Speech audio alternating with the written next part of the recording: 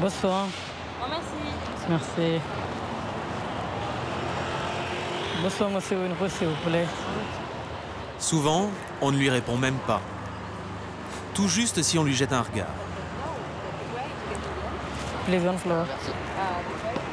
L'indifférence pour lui, ou pour le bouquet de roses rouges qu'il trimballe tous les soirs dans les rues de Paris. Bonsoir, chef, une pause, s'il vous plaît, monsieur. Allô, monsieur. Bonsoir. Il a 26 ans, il est bangladais.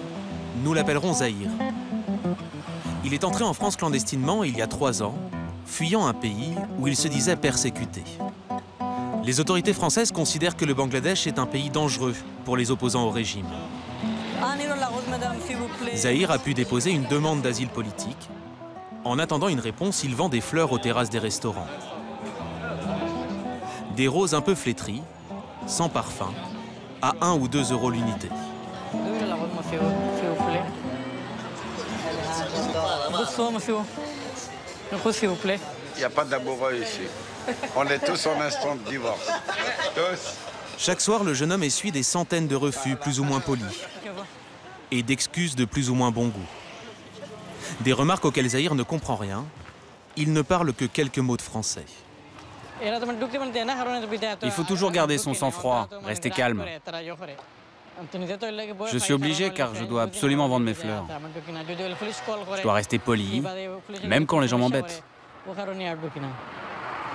En attendant que sa demande d'asile soit étudiée, Zahir a le droit de résider en France mais pas d'y travailler. Alors il est devenu vendeur à la sauvette. Officiellement c'est illégal, mais les sanctions sont rares. La plupart du temps, ça se passe bien.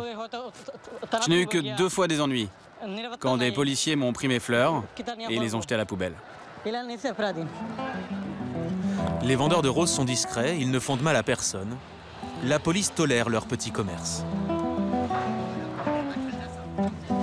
Le jeune homme travaille 6 heures par jour, de 20h à 2h du matin, et marche 20 km à travers les quartiers branchés de Paris, 7 jours sur 7.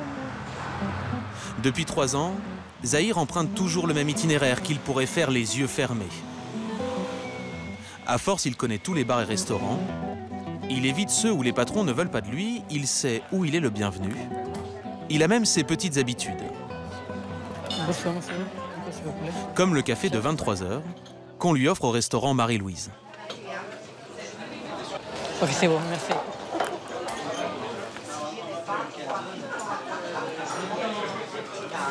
Ça marche le business ce soir? Non, ça marche pas, chef. Non? 10 euros.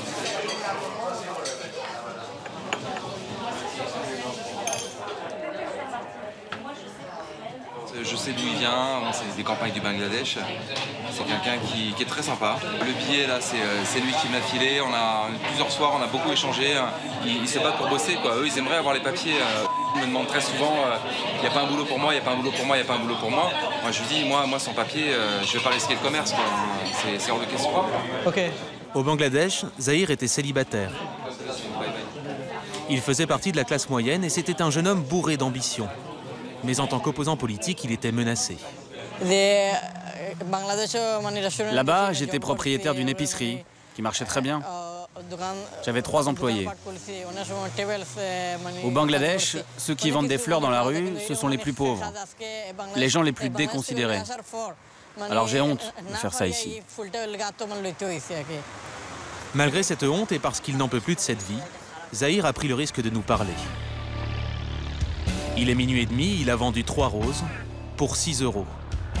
Harassé, il rentre chez lui par le dernier métro. Il habite aux portes de Paris, à Aubervilliers, où s'entassent la plupart de ses compatriotes. Dans cette ville, l'une des plus pauvres de France, habitent des milliers de Bangladais, qui souvent vivotent en attendant désespérément un titre de séjour. Ils sont les plus nombreux demandeurs d'asile de France avec chaque année plus de 3000 dossiers déposés. Ils entrent clandestinement en France et à leur arrivée, ils s'installent dans des petits immeubles comme celui-ci.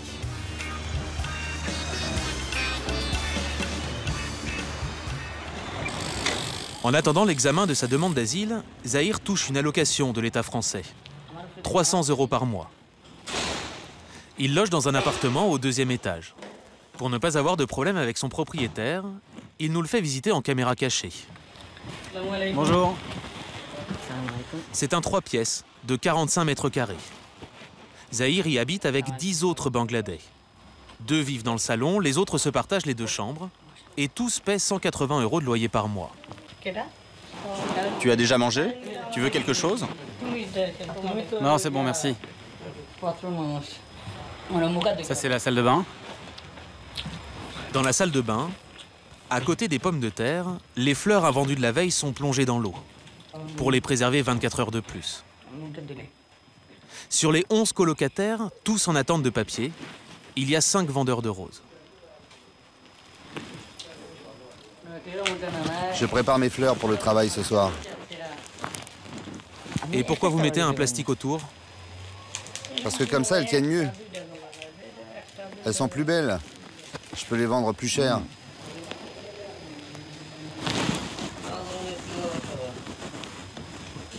Là, c'est la première chambre. C'est un peu le bordel. Tous les colocataires travaillent de nuit. Il est 16 h. La plupart sont encore en train de dormir. On n'a pas vraiment le temps pour le ménage. On bosse, on mange, et après on dort. Allez-y, entrez. Ça, c'est ma chambre. Sa chambre, Zahir la partage avec 3 autres locataires. Sur l'étagère quasi vide, 2 livres et du savon. Et à gauche, une seule armoire pour tout le monde. Les repas se prennent en commun, chacun cuisine à tour de rôle. Pour manger, Zahir paie 70 € mensuels en plus du loyer. Au début, comme j'étais le nouveau et que je n'avais pas d'argent, je faisais le ménage et la cuisine pour payer le loyer. Mais j'étais content parce que j'avais un endroit pour dormir. Évidemment, c'est très petit, mais c'est pas cher et on n'a pas le choix. Au Bangladesh, le jeune homme habitait dans une grande maison avec toute sa famille. Ses parents, commerçants, ses 5 frères et sa sœur. Quand il les a quittés, il avait 23 ans. Il essaie de téléphoner à sa mère 1 fois par mois. Pour cela, il achète une carte d'un opérateur spécialisé dans les communications internationales, qu'il paie 5 €. Je rentre le numéro et le code. Comme ça, je peux appeler 1h30 au Bangladesh. Allô, maman? Bonjour mon enfant, comment ça va? Est-ce que tu manges à ta faim? Comment ça se passe? Tout va bien, t'inquiète pas, maman. Ne pleure pas. Zahir n'a pas dit à sa mère qu'il était vendeur de roses.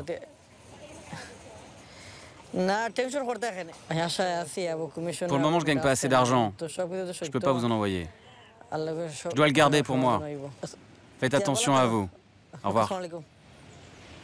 Pour l'envoyer en France clandestinement, les parents de Zahir ont payé des passeurs. 10 000 €, l'équivalent de 40 ans de SMIC au Bangladesh. Une somme considérable pour sauver leur fils. Et avant, vous connaissiez quelque chose de la France? Je connaissais Zidane. À l'époque, je regardais souvent les matchs du Real Madrid. Et puis ceux de l'équipe de France. D'ailleurs, son carton rouge en finale de Coupe du Monde en 2006, il n'était pas mérité. Depuis qu'il a rejoint la patrie de Zidane, Zahir peine à remplir ses journées. Faute d'argent, il les passe chez lui, devant les chaînes de télé bangladaises. Au départ, il voulait rejoindre l'Europe. Il s'est retrouvé en France un peu par hasard. Ce jour-là, il nous emmène sur les traces de son premier souvenir parisien, la gare de Lyon. C'était en mai 2010, l'aboutissement d'un périple de 20 000 km. Pour venir, Zahir a passé la frontière indienne, dissimulée dans le coffre d'une voiture. Il s'est ensuite caché dans un conteneur sur un cargo, entre Bombay et l'Italie, pendant 8 semaines de traversée. Arrivé à Gênes, il a récupéré un billet de train direction Paris. En tout, il lui a fallu 3 mois pour rejoindre la France. Un voyage dangereux, éprouvant mais minutieusement organisé, comme à son arrivée gare de Lyon où un homme, un Bangladais comme lui, l'attend au bout du quai. Je lui ai donné mon nom, il m'a dit qu'il avait un logement pour moi. Il m'a présenté plusieurs personnes, ça a été mon guide pendant les premiers jours. C'est ce guide qui lui a conseillé de vendre des roses. Il lui a même indiqué un endroit où les acheter. un fleuriste en plein Paris, qui fournit la majorité des vendeurs bangladais. C'est une petite devanture dans une rue très connue d'un quartier populaire de la capitale. D'extérieur, un magasin de fleurs, tout ce qu'il y a de plus normal. Mais à la nuit tombée commence un étrange ballet. Pendant 1 heure, des hommes entrent à tour de rôle, restent quelques minutes et ressortent avec des bouquets de roses, la plupart du temps stockés dans des sacs plastiques. À nouveau en caméra cachée, Zahir a accepté de nous montrer l'intérieur, là où commence sa nuit de travail, et celle des autres vendeurs à la sauvette. Bonjour tout le monde. Il est 20 h. Dans la petite échoppe, 7 personnes, toutes bangladaises. Assis sur le fauteuil à la caisse, le patron. C'est un ancien vendeur de roses qui a eu ses papiers et a monté ce commerce. L'activité du magasin est légale, en tout cas la journée, car le patron n'a pas le droit de fournir les vendeurs à la sauvette. Il pourrait être poursuivi pour travail dissimulé. Tu veux quelle fleur? Ce bouquet-là. Oui, celui-là, les blanches. C'est 8,50 € aujourd'hui. Et pour les 15 rouges, tu me les fais au même prix? Ouais, pareil. Zahir choisit ses fleurs, dont le prix varie chaque jour. Le fleuriste les a achetées à Rungis le matin même, à la fin du marché, quand sont négociées les roses de mauvaise qualité. Il les vend à Zahir 4 € moins cher que le prix affiché en magasin. Le jeune homme a quelques minutes pour en faire un bouquet convenable. Il enlève les pétales flétris, puis coupe les épines à l'aide d'un grand couteau, parce que les clients n'aiment pas se piquer. Mais ce soir, il trouve le rapport qualité-prix très limite. Elles sont pas belles ces fleurs. Tu peux pas me faire un prix ce soir? Non, je fais pas de réduction. Dépité mais impuissant, Zahir paye les 8,50 €. Pour lui, une fortune. S'il veut faire quelques bénéfices, il faudra qu'il vende toutes ses roses. Chaque soir, il espère décrocher le Graal, vendre le bouquet en entier, d'un seul coup.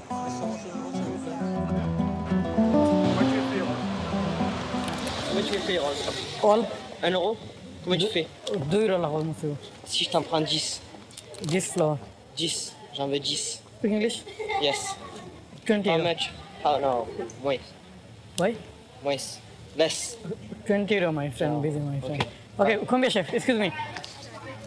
Only... 15. Eh? 15. Okay. 15? Okay. 15 € les 10 roses, c'est le jackpot. Mais 20 secondes plus tard, Zahir va déchanter. Sorry. I can't because I haven't got my cash. Okay, waiting. No, tomorrow. Please. Tomorrow I take... Sure. Tomorrow. Ok, merci. Finalement, ce soir ne sera pas différent des autres. Il va falloir aller chercher les ventes, une par une.